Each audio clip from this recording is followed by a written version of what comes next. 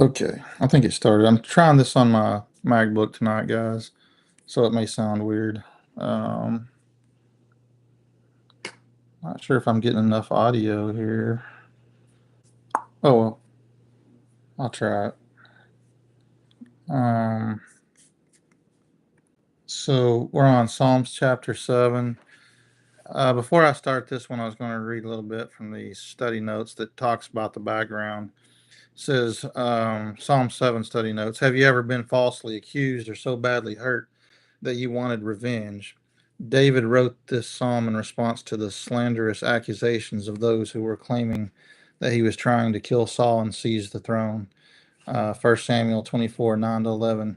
Instead of taking matters into his own hands and striking back, David cried out to God for justice.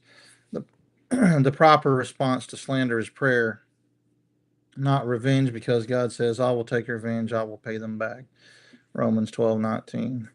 Instead of striking back, ask God to take your case, bring justice, and restore your reputation. Um, let's see. So I'm not going to read all of that, but that's just kind of the background of this. All right. So, chapter 7. O Lord my God, in you do I take refuge. Save me from all my pursuers and deliver me. Lest like a lion they tear my soul apart, rending it in pieces with none to deliver. O Lord my God, if I have done this, if there is wrong in my hands, if I have repaid my friend with evil, or plundered my enemy without cause, let the enemy pursue my soul and overtake it, and let him trample my life to the ground, and lay my glory in the dust. Selah. Arise, O Lord, in your anger. Lift yourself up against the fury of my enemies. Await for me, you have appointed a judgment. Let the assembly of the peoples be gathered about you. Over it return on high. The Lord judges the peoples. Judge me, O Lord, according to my righteousness, and according to the integrity that is in me. Let the evil of the wicked come to an end, and may you establish the righteous. You who test the minds and hearts, O righteous God. My shield is with God, who saves the upright in heart. God is a righteous judge, and a God who feels indignation every day. If a man does not repent, God will whet his sword. He has bent and readied his bow. He has prepared for him his deadly weapons, making his arrows fiery shafts. Behold, the wicked man conceives evil, and is pregnant with mischief, and gives birth to lies.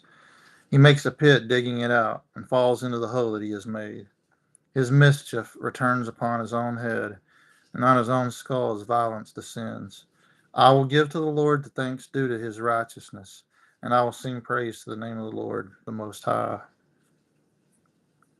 Okay, so he was talking about how God is a righteous judge, and I was going to talk about that just for a second. I hope you guys can hear me. I don't even know if this is coming through or not, because I'm trying a totally different setup here, and I can't tell.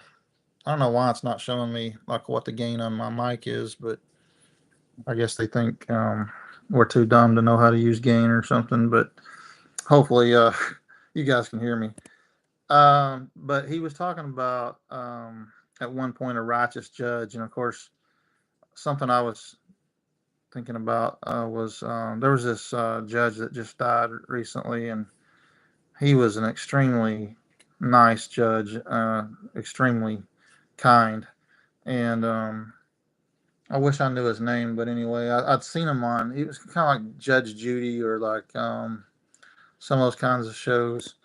Um, I'd seen it before, and one of the episodes I'd seen where this old guy had he was trying to take his son. He's like 80 something years old or whatever, and I guess he was told not to be driving anymore. But he had to take his son, who was I guess he was like in his like 86 to 90 years old, and he had to take his son, which is in his 60s, to the hospital, and so he drove.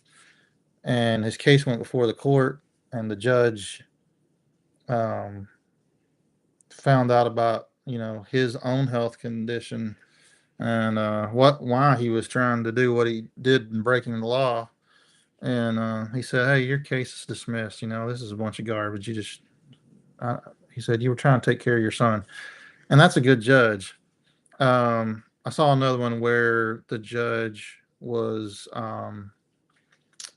he had dismissed another guy's case because this guy was a World War II veteran who had served for many years in World War II, and some trivial little case had come to him, and the judge was just like, "Man, get out of here! This is garbage."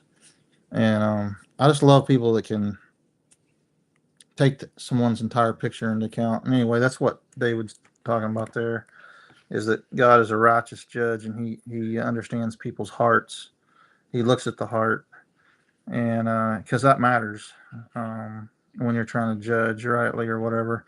But this whole thing is, again, this has to do with um, those who were claiming that he was trying to kill Saul and seize the throne, and which is ridiculous because at one point, I don't know if you guys remember, but there was a place in the Bible where um, David had snuck up into the war into Saul's war camp one time, and he walked right up to Saul, and I think he did something to his clothes, like cut him or something, or and he took. I think he may have taken something. I got to go back and reread that, but anyway, he could have killed Saul at that moment, but he chose not to, and later Saul found out that David could have killed him, and he's like, "Why didn't you do it?" And he said, "I dare not touch the Lord's anointed." And so David was